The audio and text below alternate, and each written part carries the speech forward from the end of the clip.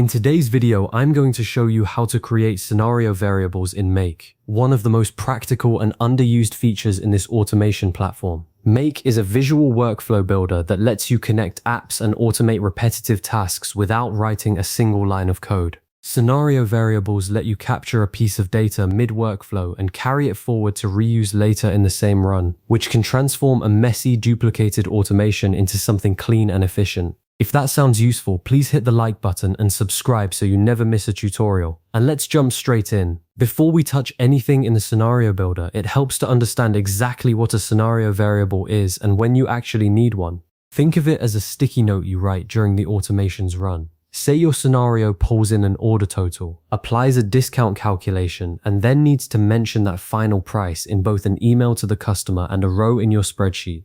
Without a variable, you would have to run that calculation twice, once for each module, and if the formula ever changes, you have to update it in two places. A scenario variable solves this by letting you perform the calculation once, store the result under a name you choose, and then simply reference that name wherever you need it downstream. It keeps your scenario tidy and your logic centralized. One important thing to understand up front is the scope of these variables. They live only for the duration of a single scenario execution. Once the run finishes, the variable is cleared.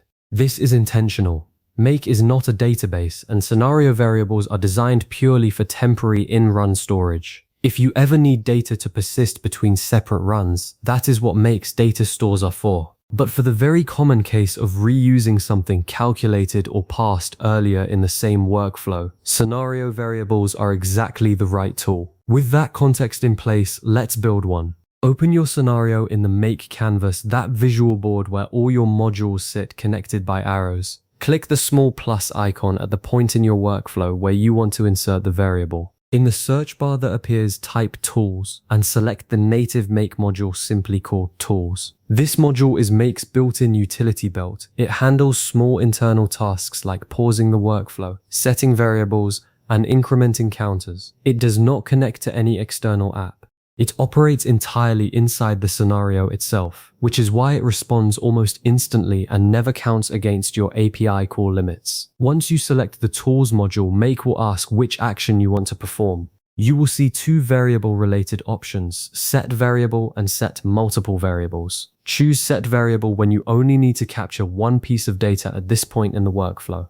Choose Set Multiple Variables when you want to define several at the same time. This is more efficient than stacking multiple tools modules in a row and keeps your canvas cleaner. For this walkthrough, go with Set Variable so you can examine each configuration field on its own. The panel that opens has 3 fields, and each one matters. The first is the variable name. Give it a clear descriptive identifier, something like tote.pl, formatted date, or customer email. Resist the temptation to use vague names like myvar or data1, because 2 weeks from now you will not remember what they stored. Consistent, readable naming is a professional habit that pays dividends the moment your automations grow complex or someone else needs to read them. The second field is variable lifetime, and this is a subtle distinction that trips up a lot of beginners. One execution means the variable retains its value for the entire run across every bundle the scenario processes. One cycle means the variable resets with each individual bundle,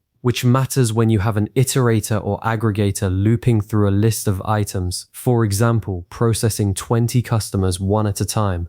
As a rule of thumb, use one execution for values that are global to the whole run, and one cycle for values that belong specifically to each individual item being processed.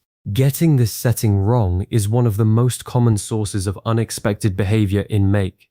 So pause and think carefully about which applies to your use case before moving on. The third field is variable value, and this is where the real power lives. You can type static text, enter a Make formula to calculate a date, format a number, or concatenate strings. Or you can click into the field and map dynamic data from any previous module in your scenario. That last option is by far the most common. You grab output from an earlier step, a price from a spreadsheet row, or a timestamp from a form response, and park it here so it is ready to use later without having to reach all the way back to the original module. Once you have filled in all 3 fields, click OK to save. The variable is now live in your scenario. To use it further down the workflow, click into any text or value field in a later module, open the variable picker panel, and you will find your named variable listed alongside the standard module outputs. Map it exactly as you would map any dynamic field. To confirm everything is working, hit the Run Once button to trigger a manual test execution, then click through the execution log module by module. You should see your variable appear in the Tools module output and flow correctly into every downstream step that references it. You have now learned how to create a scenario variable in Make, store any value you need mid-run, and carry it cleanly through to wherever the workflow requires it. This single technique can dramatically simplify complex automations by eliminating duplicated formulas and keeping your logic in one place. As a natural next step, try the Set Multiple Variables action when you need to define several values at once, and explore Make's data stores whenever you need something that survives beyond a single execution. Save this video so you can revisit these steps whenever you need to, and I will see you in the next one.